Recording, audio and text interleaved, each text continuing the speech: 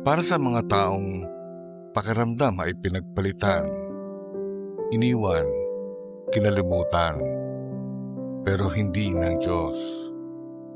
Para sa iyo na pagod na pakiramdam mo'y wala ka ng silbi, ito'y para sa iyo.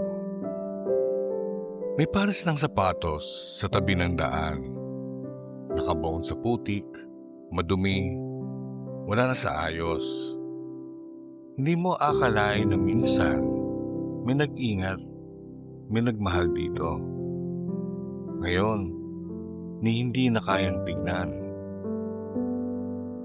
Pero kung lalapitan mo, kung susuriin mo ang mga talampakan nito, makikita mong may bakas. Bakas ng pakikipaglaban. Bakas ng mga bundok na inakyat. Bakas ng mga patak ng ulan habang pinipili tumusad. Hindi ito basta naiwan. Ginamit ito, sinubok, pinagod. Ganyan ka rin, di ba? Pakiramdam mo, iniwan ka na lang sa gitna ng problema.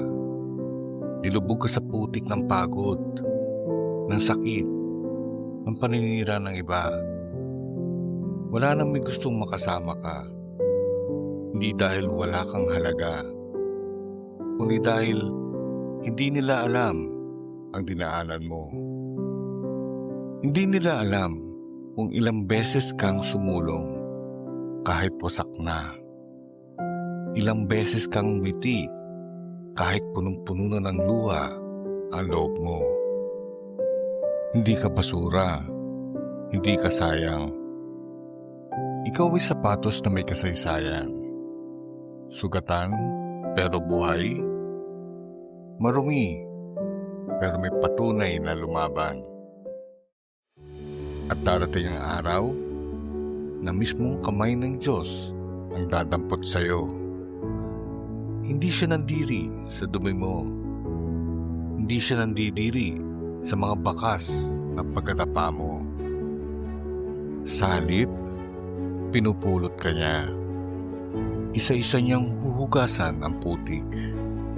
Tatahiin ang mga punit at itatayo kang muli. Hindi para ipahinga, kundi para gamitin muli sa mas malawak na lakaran, sa bagong direksyon, sa panibagong misyon. Kasi ang sapatos na nasubok sa putikan, mas matibay, mas totoo, at sa kamay ng Diyos, walang sapatos na itinapon.